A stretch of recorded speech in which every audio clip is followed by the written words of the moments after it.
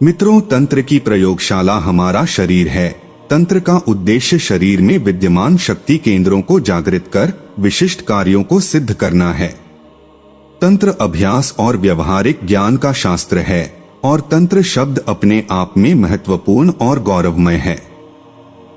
तंत्र शब्द तन इस मूल धातु से बना है, अतः तंत्र का विकास अर्थ में प्रयोग किया जाता है।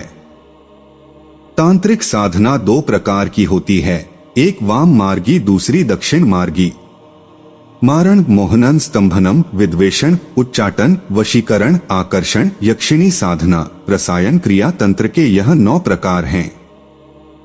तंत्र शब्द के अर्थ बहुत विस्तृत है। तंत्र परंपरा की शुरुआत शैव पद्धति से हुई थी, बाद में इसके प्रभाव को देखते हुए इसे पूरे विश्व ने अपनाया था। बौद्ध परंपरा के साथ ही जैन धर्म, सिख धर्म, तिब्बत की बोन परंपरा, दाओ परंपरा तथा जापान की शिंतो परंपरा आदि शैव तंत्र के विभिन्न स्वरूप हैं। तंत्र में मारण से तात्पर्य प्राणनाश करने वाला, मोहन से किसी का मन को मुग्ध करने वाला, स्तंभन से मंत्रादि द्वारा विभिन्न घातक वस्तुओं या व्यक्तियों को क्रियाहीन करना, विद्वेषण से दो अभिन्न हृदय व्यक्तियों में भेद या द्वेष उत्पन्न करना, उच्चाटन से किसी के मन को चंचल, उन्मत्त या अस्थिर करना तथा वशीकरण से राजा, अधिकारी, समाज या किसी स्त्री अथवा अन्य व्यक्ति के मन को अपने वश में करने की क्रिया संपादित की जाती है। आज हम आपको स्तंभन करने के लिए माता दुर्गा के सबसे शक्तिशाली मंत्र को बताएंगे। आज हम स्तंभन पर विशेष चर्चा करेंगे। स्तंभन मंत्र जप की शक्ति से किसी व्यक्ति, पशु, पक्षी या अन्य प्राणी के कार्य और गति को स्थिर या चंचलता को शांत करने का काम है। स्तंभन विद्या के तहत मंत्रों के जरिए विभिन्न घातक वस्तुओं या व्यक्तियों का निरोध, स्थितिकरण या नाश किया जाता है। स्तंभन क्रिया से किसी भी व्यक्ति की गति को रोका जा सकता है, उसके कार्य वृद्धि और बुद्धि को भी नष्ट भ्रष्ट किया जा सकता है। जब भी किसी व्यक्ति पर स्तंभन क्रिया का प्रयोग होता है तो उस व्यक्ति का बुद्धि मंद पड़ जाता है। क्या करना है, कुछ भी समझ में नहीं आता है। सभी कार्य स्तंभित हो जाते हैं। अच्छा खासा चलता फिता काम काज मंद हो जाता है। घर परिवार के सदस्यों में मतभेद उत्पन्न हो जाता है। मित्रों, स्तंभन कई प्रयोग के होते हैं, जैसे जल स्तंभन, अग्नि स्तंभन, वायु स्तंभन, प्रहार स्तंभन, अस्त्र स्तंभन, गति स्तंभन, वाक स्तंभन, समाज स्तंभन और क्रिया स्तंभन आदि आदि। इन विभिन्न प्रकार की तंत्र क्रियाओं को करने के लिए अनेक प्रकार के भिन्न भिन्न तांत्रिक कर्म विधान हैं, जिनमें सामान्य दृष्टि से कुछ घृणित कार्य भी विहित माने गए हैं। इन क्रियाओं में मंत्र, यंत्र, बलि, प्राण प्रतिष्ठा, हवन, औषधि प्रयोग आदि के विविध नियोजित स्वरूप मिलते हैं। उपर्युक्त अभिचार अथवा तांत्रिक षटकर्म के प्रयोग के लिए विभिन्न तिथियों का भी विधान मिलता है, जैसे मारण के लिए शतभिषा नक्षत्र की अर्धरात्रि, स्तंभन के लिए शीतकाल, विद्वेषण के लिए ग्रीष्मकाल के पूर्णिमा की दोपहर, उच्चाटन के लिए शनिवार युक्त कृष्णा चतुर्दशी अथवा अष्टमी आदि के निर्देश शास्त्रों में दिए गए हैं। स्तंभन द्वारा सर्प, व्याघ्र, सिंह आदि भयंकर जंतुओं को तथा भूत, प्रेत, पिशाच आदि दैविक बाधाओं को और संसार में शत्रु सेना के आक्रमण तथा अन्य विद्रोही व्यक्तियों को या जन सामान्य को नियंत्रित किया जाता है। इसमें व्यक्तियों के संख्या की कोई सीमा नहीं है। जो कोई भी तांत्रिक या जजमान के निर्देश पर सामूहिक रूप से देवी अनुष्ठान, रुद्राभिषेक, छालर वादन, नगाड़ा वादन, वीणा वादन, शंख वादन, दीप प्रज्वलन, सामूहिक व्रत, हवन आदि कर्म करता है, वह इस तंत्र क्रिया का हिस्सा हो जाता है। इसके लिए किसी भी अनुष्ठान में व्यक्तिगत रूप से उपस्थित होना आवश्यक नहीं है। स्तंभन क्रिया का सीधा प्रभाव व्यक्ति के मस्तिष्क पर पड़ता है। बुद्धि को जड़, निष्क्रिय एवं हतप्रभ करके व्यक्ति को विवेक शून्य, वैचारिक रूप से पंगु बनाकर उसके मानसिक व शारीरिक क्रियाकलाप को रोक देना स्तंभन कर्म की प्रमुख प्रतिक्रिया है। इसका प्रभाव तत्काल मस्तिष्क पर, बाद में धीरे धीरे शरीर पर भी पड़ता है। त्रेतायुग के महान पराक्रमी और अजेय योद्धा हनुमान जी इन सभी क्रियाओं के ज्ञाता थे। तंत्र शास्त्रियों का मत है कि स्तंभन क्रिया से वायु के प्रचंड वेग को भी स्थिर किया जा सकता है। शत्रु, अग्नि, आंधी व तूफान आदि को इससे निष्क्रिय बनाया जा सकता है।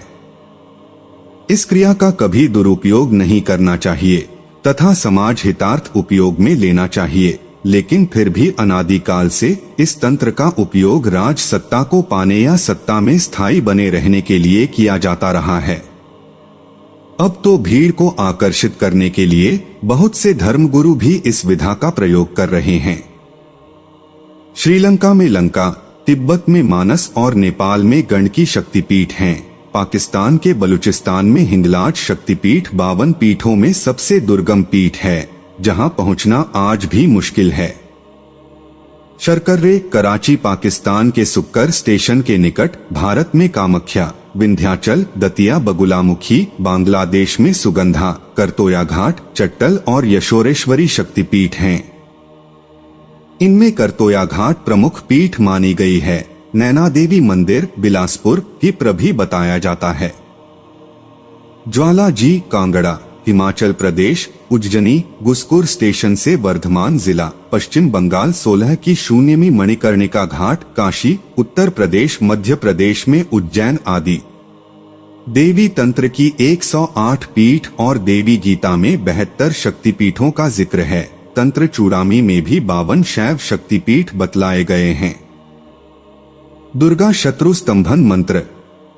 मित्रों, भारतीय संस्कृति और ज्योतिष में जीवन की सभी समस्याओं के लिए प्रभावी मंत्र बताए गए हैं। इनमें से कुछ मंत्र ऐसे हैं जिनका उपयोग करके व्यक्ति अपने अनजान शत्रुओं पर आसानी से काबू पा सकता है। व्यक्ति के जीवन में मित्र हैं तो शत्रु भी जरूर होंगे। यह जरूरी नहीं है कि आप अपने साथ रहने वाले जिन लोगों के बारे में अच्छा सोचत हैं वो भी आपके बारे में ऐसा ही सोचें। हो सकता है कि लोगों के मन में आपके लिए बुरे विचार हों या वो आपको नुकसान पहुंचाने की योजना बना रहे हों। ऐसे में आपको अपने इन अदृश्य दुश्मनों से जल्द छुटकारा पाने की आवश्यकता है। मित्रों, स्तंभन मंत्र का प्रयोग करने से व्यक्ति अपने दुश्मन के गति, बुद्धि, काज, काम और विकास के रास्ते में अवरोध उत्पन्न कर देते हैं, जिससे वह चाहकर भी कुछ भी करने में असमर्थ रहता है। स्तंभन के लक्षण। मित्रों, जब भी स्तंभन का प्रयोग होता है तो सबसे पहले अभिष्ट व्यक्ति पर जिसके ऊपर यह प्रयोग किया जाता है उसकी बुद्धि बंध जाती है। वह व्यक्ति अपने जीवन में आर्थिक विकास के लिए असामान्य मेहनत करना चाहता है, लेकिन वह सफल नहीं हो पाता है। इस प्रयोग से व्यक्ति के अंदर आलस की प्रधानता आ जाती है। किसी भी काम को करने में मन नहीं लगता है। जब किसी अच्छे काम करने जाते हैं तो घर परिवार में झगड़ा हो जाता है, विवाद हो जाता है। व्यक्ति का सभी कार्य अचानक रुक जाता है। काम काज सभी बंद होने की स्थिति में आ जाते हैं। घर के सभी परिवार के बुद्धि बंध जाती है और व्यक्ति के जीवन कष्ट ही कष्ट आते हैं और वह व्यक्ति इसी तरह जीवन जीता है जब तक उसका उपचार न हो। मैं यहाँ पर आप लोगों को कुछ स्तंभन मंत्र दे रहे जिसका प्रयोग उचित कार्य के लिए होना चाहिए, अन्यथा आपको इसका परिणाम भुगतना पड़ेगा। इस मंत्र का प्रयोग अपने गुरु के सानिध्य में ही करें, अन्यथा सही विधि विधान से प्रयोग न करने पर यह मंत्र काम नहीं करेगी। स्तंभन मंत्र।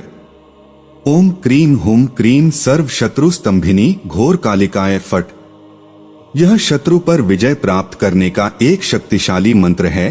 अपने शत्रु का नाम लेकर 108 बार पूरी श्रद्धा के साथ इस मंत्र का जाप करना चाहिए, लेकिन इससे पहले मंत्र को जागृत करना होता है।